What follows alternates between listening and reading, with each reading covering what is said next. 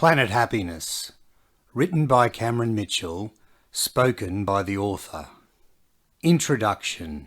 It is de rigueur to commence any writing on personal understanding and development with, in the information and technology age, we are crowded with blah, or some other such nonsense, as a call to action. I believe the fundamentals of true happiness are timeless and not affected by environment, except in the most extremely harsh circumstances. The other predominant is to address the reader, or most people, as if the writer knows how this other or these others think and act. Well, here's the thing. Everything I believe about other people, and in fact everything that is other, is really what I believe about myself. The only thing I can say about others is that this is also true for them. More on that later. So this writing is about myself because myself is all I can comment on with any certainty, bearing in mind that I am not all that certain on even this subject. And all that seems like a very weak opening proposition.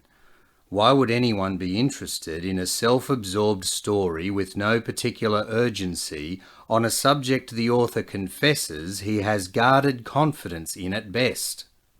Well, here's the other thing.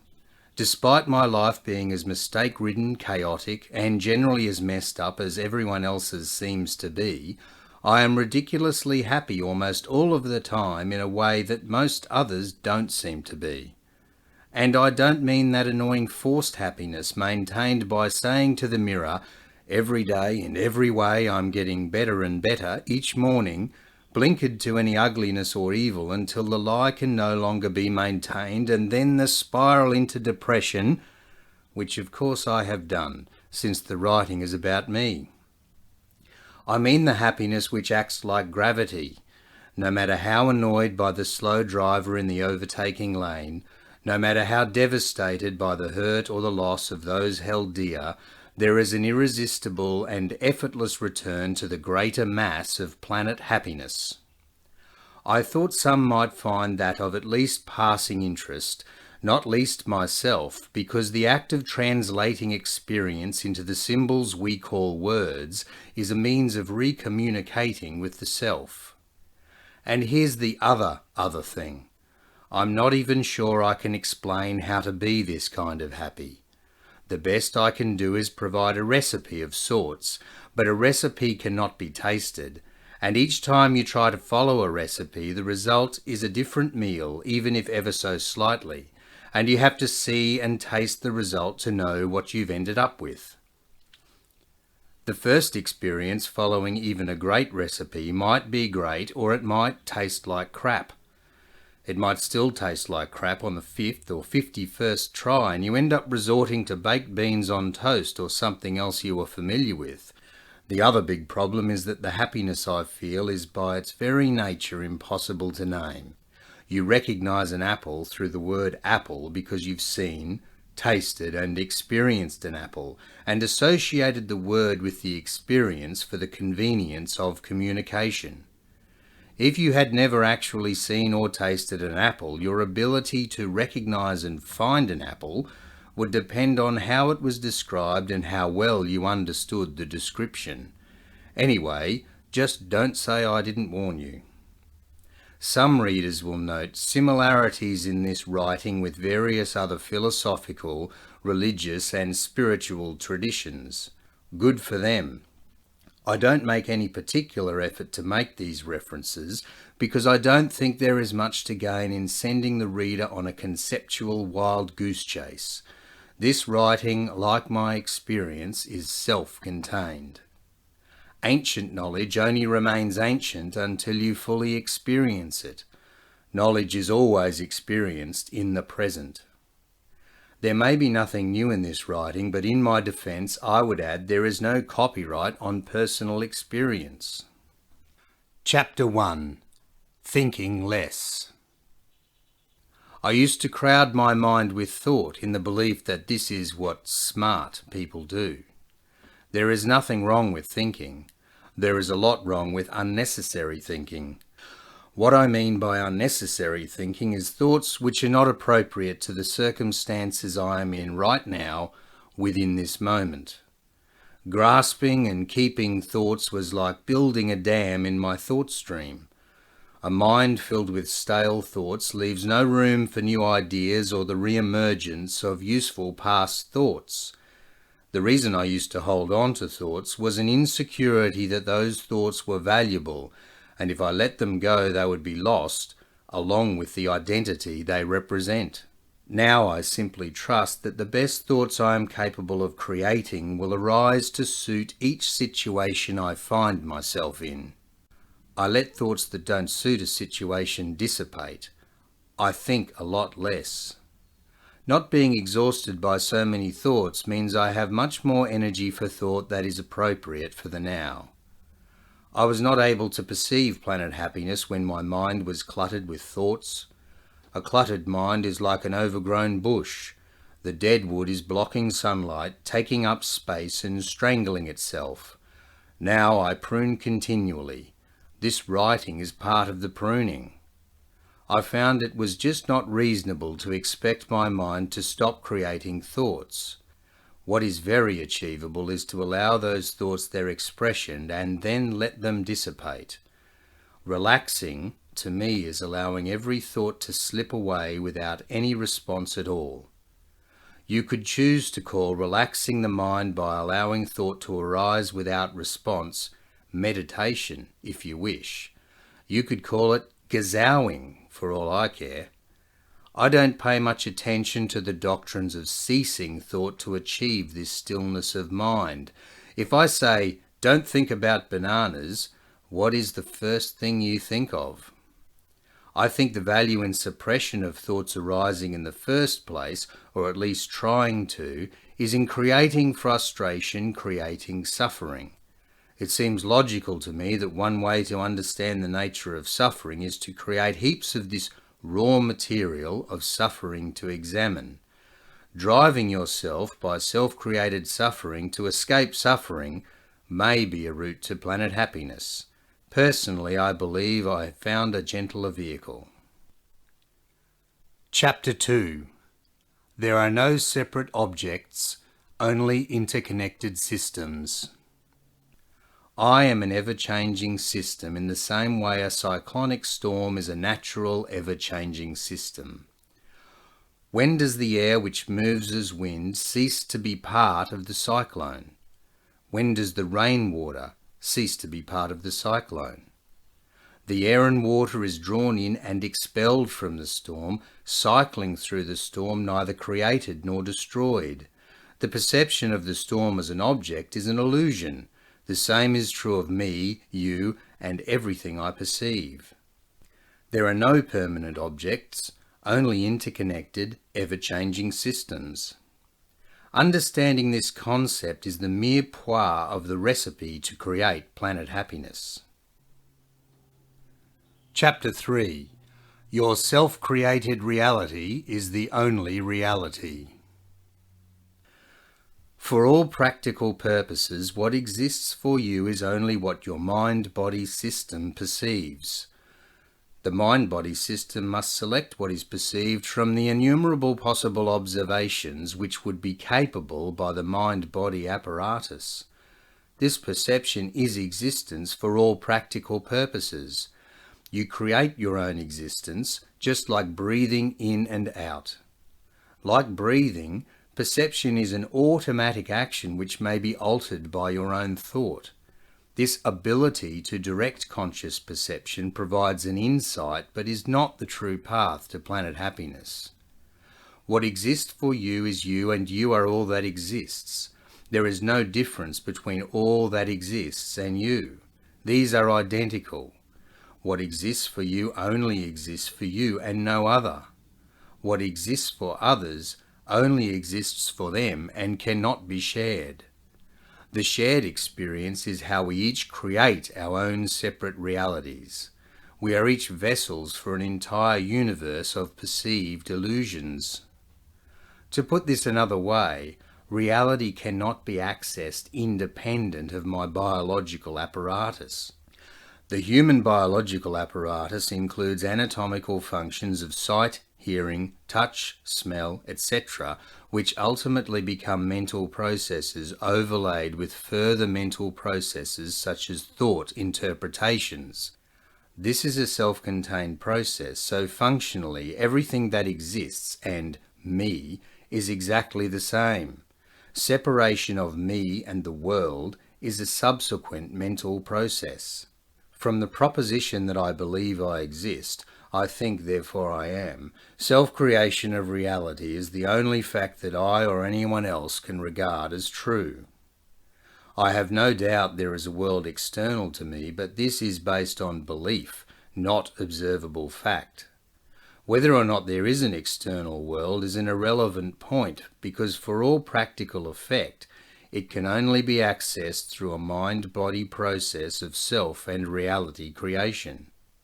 The fact of self-contained, self-created reality is a very simple concept to arrive at, with logical thinking combined with a rudimentary knowledge of anatomy. If properly understood, it is tantamount to a statement of the obvious.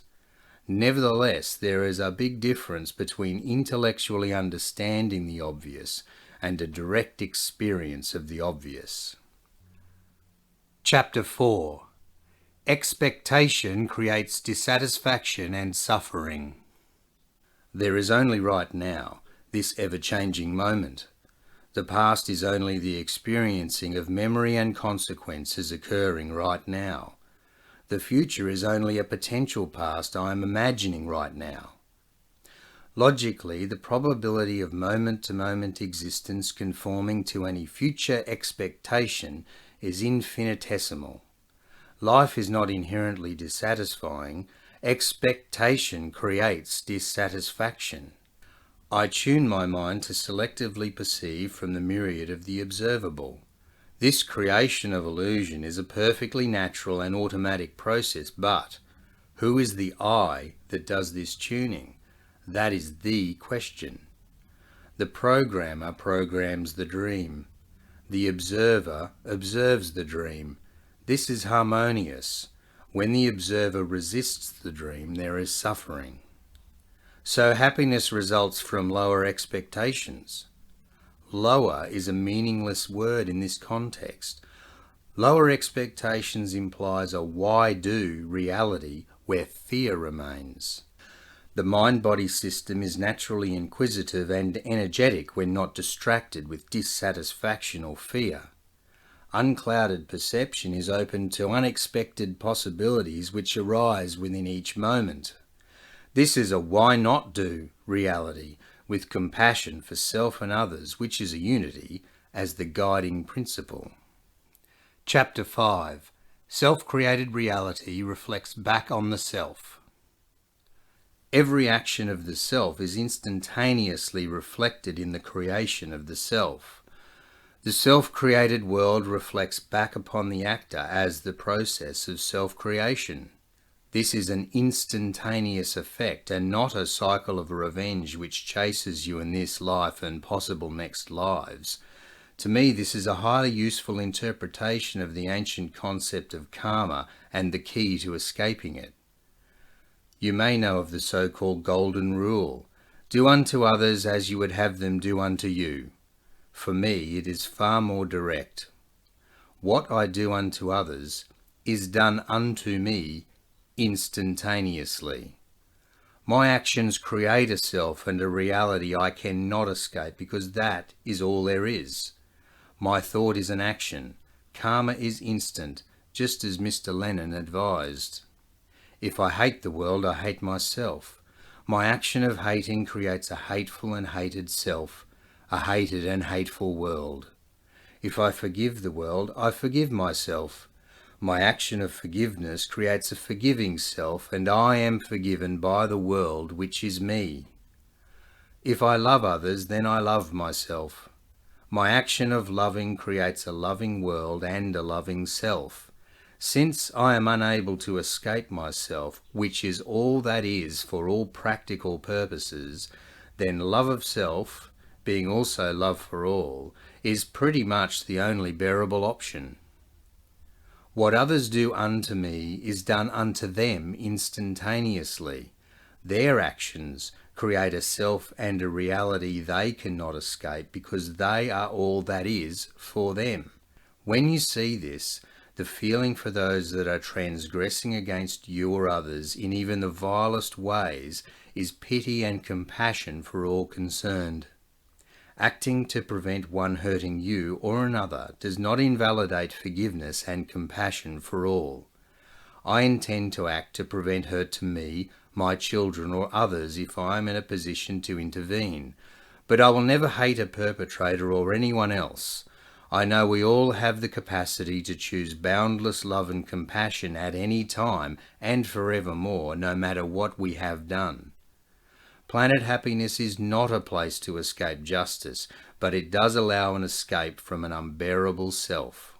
Those that are suffering, and that suffering is real until they see that the suffering comes from the world they have made and the self that they have made. The true light of this knowledge ends all suffering and allows an escape from the illusion of the self, which is also the illusion of reality. On planet happiness, the shallow versions of love and hate are replaced with a deep and effortless compassion for myself and all others, because self and others is seen as a unity, at least most of the time. Those slow drivers in the passing lane can be very annoying, even if momentarily. My actions as an interrelated system of consciousness, interacting with other interrelated systems of consciousness, may be subjectively perceived by these others as good or bad. This can't be changed. If any malicious intentions arise in my consciousness, they dissipate almost immediately as I forgive myself for having them. If I want to understand my feelings about myself, I observe my feelings about others because they will be identical. The more I understand others, the more I understand about myself, and of course, vice versa. Come together, right now, over me. Chapter 6. A little more on suffering. If I hit my hand with a hammer, it's going to hurt. The suffering comes in the form of, I'm such an idiot. Why do I keep doing that? Why can't I get anything right? If that other clown hadn't distracted me, this never would have happened. These thoughts are selected from the infinite possibilities of my own thought stream and can be dissolved as they arise, and they need not arise at all. Adversity is very simply the failure of illusory thought perceptions to live up to illusory thought expectations. Chapter 7. My self-created reality is multifaceted. I feel there are many different levels of awareness. Using the word levels, I do not want to imply that there is any hierarchy. I find the words realms of reality more evocative than levels of awareness.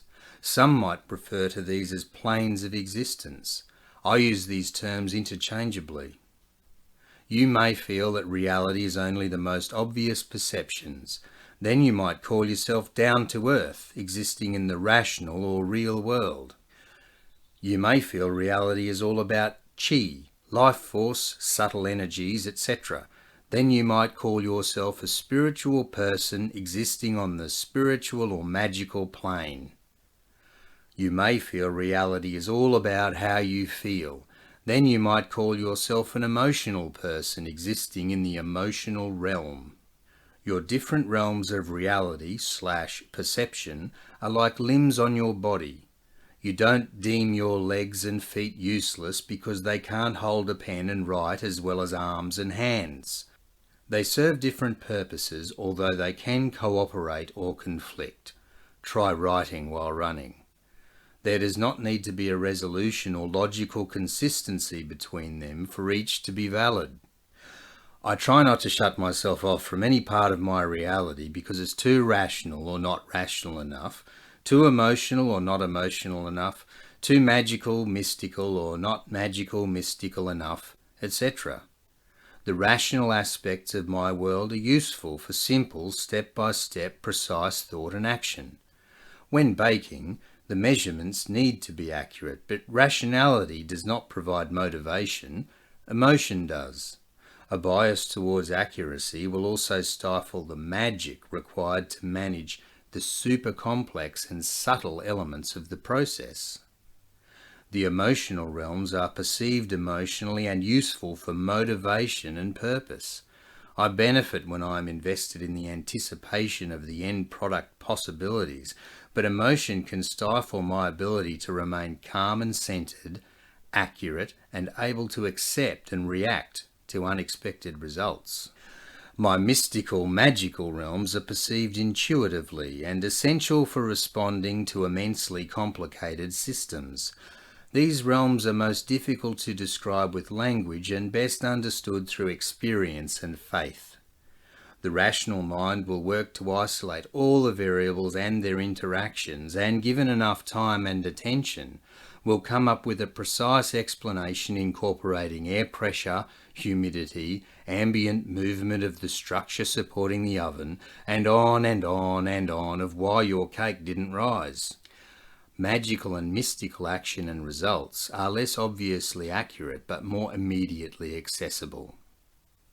The realms of reality are myriad perspectives on the same phenomena. Martial arts are one gateway to understanding and integrating the realms of reality. The activity engages the creation of strength, fitness, and learned technique, which is in essence logic in action. The desired object is furthered by emotional understanding and programming. There must be a motivational drive, but if this is uncontrolled, it will undermine the implementation of learned skills. With trained body and reflexes controlled mind, the practitioner surrenders action to the instinctive, which I like to call magical because that seems way cooler. I've dabbled with martial arts, but the process of harmonizing my realms of existence unfolded for me through the creation of music, an activity with supreme possibilities, both practical and mystical. And of course what I once called work, which used to be a trial but is now just another set of effortless activities naturally arising. And also cooking, breathing, making love, and any other activity or experience can be accessed simultaneously on the many realms of reality. A speculation on my part is that disconnected exploration of the planes of reality accounts for psychic phenomena. Uncommon perspectives on reality may have instructive value, but you don't need to read people's minds, heal the sick, experience visions of the future, communicate with spirits, leave your body, or anything like that to arrive on planet happiness. Chapter 8. Planet happiness is found wherever you are. I found myself in the habit of spending 5 or 10 minutes a day, maybe more, maybe less, sometimes lying down, sometimes walking, sometimes sitting or driving, allowing thought to arise and then dissipate without response. No rigid technique, no spookiness, no following a set method, not associated with any religious tradition, just my own little idea. I'm not entirely sure why I did this, other than it helped me control frustration and be more patient and understanding with others in my life. I also found my breath came more naturally and deeply. Just a little self-developed habit for some relaxation and peace of mind. I found I reached a stage of having no thoughts at all from time to time. This created space for the experience of a nameless higher consciousness. This, whatever it is the one thing that can never be named. It is a more fundamental system than the system of abstraction and symbolism. It is unattached to any reality and is also the ultimate reality, pure awareness, the one with everything the Buddhist monk ordered at the hot dog stand. I moved towards a different planet, which I named Planet Happiness. After experiencing this deeper aspect of my consciousness, I found I could choose emotional and mental attachments with purpose and meaning, rather than unconsciously and without control. Almost at once I encountered a block. Although a shadow of what it once was, suffering resumed. It took some contemplation to resolve. My ego self had become both reality programmer and observer. Even when less conflicted, the ego is never satisfied and prone to impatience. I believe this is the territory creative visualization, law of attraction, and many other mystic practitioners attempt to explore. It may be an orbit of planet happiness, but it does not compare with the surface. Surrender the reality programming to the unnamed higher power. Observe and act in harmony with the reality which unfolds with complete acceptance and wonder. Touchdown. In the introduction I mentioned that my life was as mistake-ridden, chaotic, and generally as messed up as everyone else's seems to be. I must now confess I don't see it this way and had to adopt the perspective of an imagined observer to make this statement. In truth, I feel a genuine and deep harmony with all that is. It took a direct experience of the unnamed to propel me toward planet happiness, but of course that was because the unnamed finally decided to take pity on the idiot I was by showing its laughing face to me. I feel this experience may not be necessary for the less idiotic. If suffering is brought under control, why crave such a transcendental event? Forget about enlightenment and focus on what you are doing right now without suffering through the experience. An example you can perhaps relate to. You've lost your car keys or whatever. As you search, you become frustrated, then raving furious. Then you find your keys. You subconsciously associate fury with solving problems and you tackle future problems the same way. The truth is you would have found the keys, or not, regardless of your anger, and if anything it made the process harder while alienating anyone unfortunate enough to have witnessed the meltdown. Your meltdowns ripple through your unfolding existence if you attach significance to them and don't let them go. Substitute the fury in the above story with guilt, greed, disdain, or whatever other deadly sin you choose.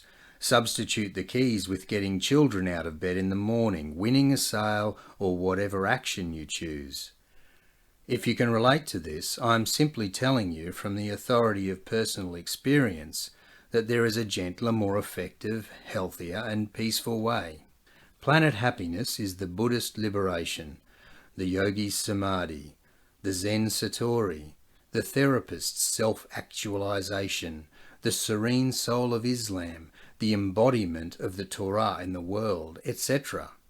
I believe planet happiness is the human maturity we all yearn for, whichever way we arrive, and it is the place we arrive at when we stop yearning. There is one thing I will say about you, the reader, with seriousness and certainty. If you can name your God, you haven't found it, him, her, yet. And so perhaps this writing is not about me after all.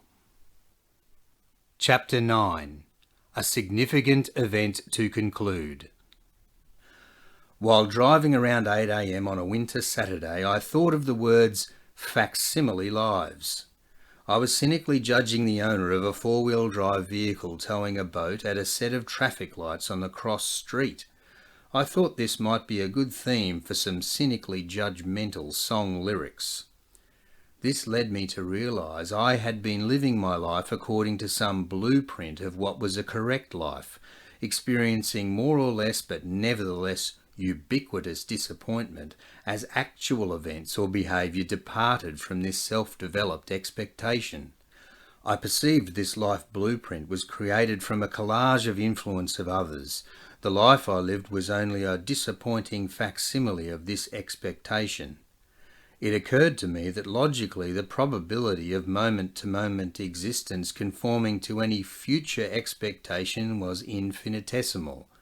Life was not inherently dissatisfying. Expectation created dissatisfaction. I felt as if a momentous event was imminent.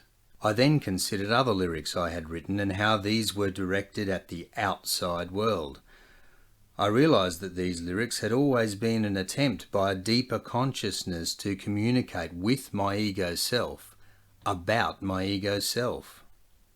I then lost all thought and heartily laughed for about 10 minutes, still driving great, but I wasn't doing the driving or anything else.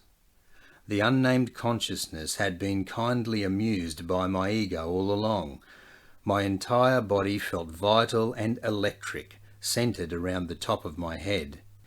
Everything I perceived was vastly and indescribably vibrant and dynamic. It was as if I was awake for the first time as a newborn child. While I continued down the highway, I was completely within the present, but also had the experience of timelessness. I experienced no separation between myself and the outside world, and was at one with all. The purity of this paradise state lasted for around a week. Many people I passed by noticed me by smiling spontaneously or reacted in some positive way. By my observation, people I had known were perplexed by my joyous equanimity. In time, I felt I needed to withdraw from this state to fulfill earthly commitments to my children. It was an effort.